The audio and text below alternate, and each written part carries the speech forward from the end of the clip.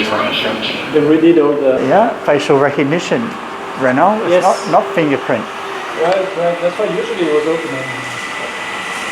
Okay, so this is R&D. This is the toys for R&D. Okay. So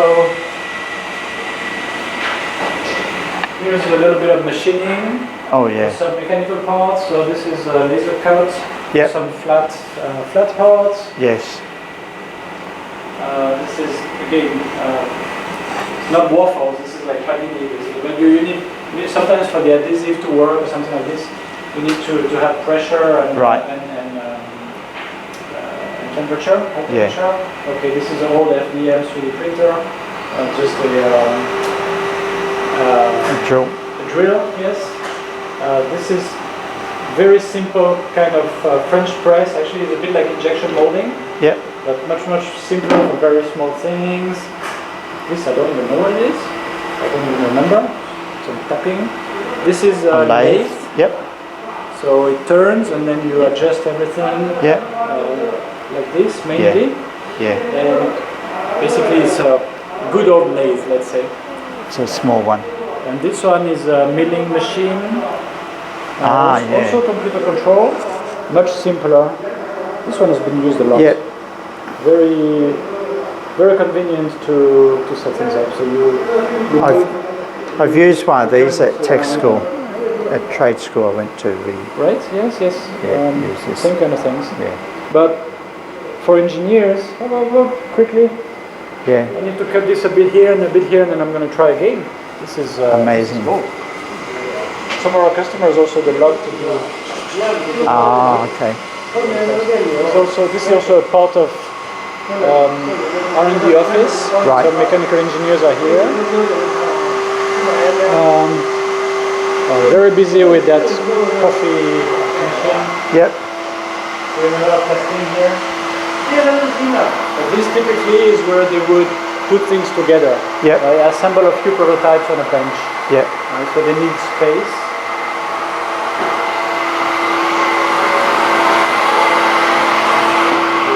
There's a couple of 3D machines here. Bamboo Lab. This is getting very popular. 3D printing. Okay. A lot of our customers also have the same. All right. Very popular. Yep. Model. This is for some testing for the audio to check things like active noise cancelling and so on. Okay.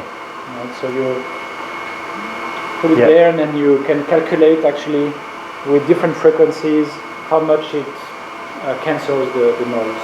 So you would have been using this for the mask? No, for some earbuds. Oh, earbuds. Yeah. Okay. And these machines can print in different colors. Yes.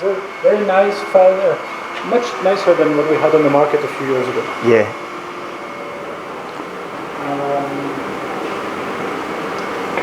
This is some other 3D printers. SLA, FDM, another Bamboo Lab FDM. Yep. Old LCD printer, still used from time to time. A new one that's the fastest on the market from Denmark. Wow. Very nice. So the brand from Denmark is Nexa or Exa? Nexa 3D. Nexa 3D. Yeah. The purchase from Denmark, I think they're part of an American group, so maybe it's an American brand, I'm not sure. How to buy from them. Interesting. And then after we do 3D printing. Nexa again. Yeah. Yeah, this is for curing the parts after. You need to cure them, you need to wash them and cure them with UV light. Yes. For this specific printer technology of 3D printers. Okay. Here, after 3D printing, you need to clean. Do a lot of trimming and adjust the surface imperfections and things like that. Yes. So they do a lot of this, and they do a little bit of painting over there by the window, and a few other things. And this is for some specific testing with water. So, yeah, a bunch of things for surface treatments.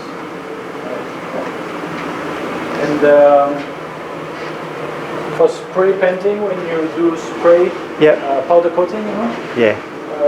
it goes right out of the window here. Nice. And sometimes we also make vacuum molds, basically silicone molds, and you can make plastic parts, Right. prototypes, maybe 10 to 20 of them, Yeah. with a certain texture. Okay, so it's different from 3D printing. This is another technology for prototyping. But this is just the oven that we need to make. Wow. Okay. And a lot of prototypes, pretty much all prototypes need some 3D printing. Yes. Yep. Do you have any issues with electricity, like power, like backup generators? Very little. No, we don't need.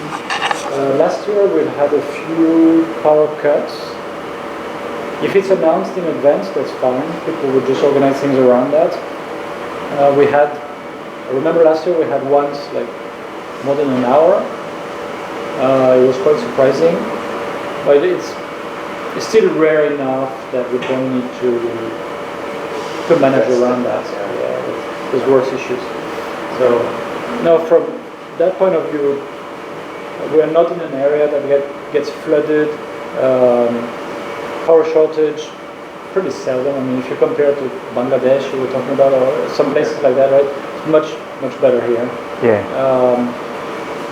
The equipment suppliers, the component suppliers, the workforce, the trained workforce, the people who really know how to operate the different kind of machinery, to maintain it, to set it up, do the tooling, all that things. I mean, that's maybe the best place in the world overall, right?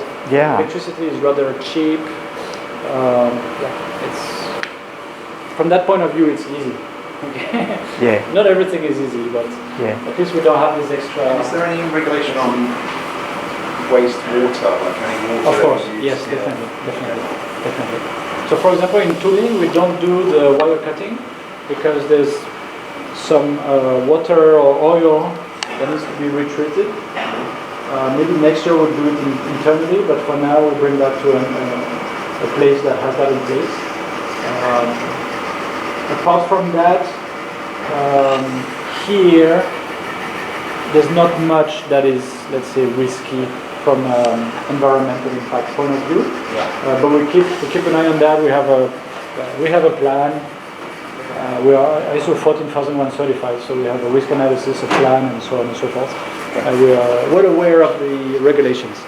Wow. China does have regulations around that. Yep. Man, engineering, amazing.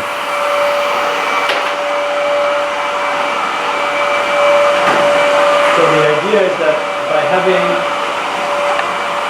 all these co-located, so you have the R&D people doing the design, buying the parts from component suppliers, putting prototypes together, testing it, planning already the fixtures, the jigs, the tooling and everything for production, doing all of these the validation tests and so on, all in the same area. That's how you go fast.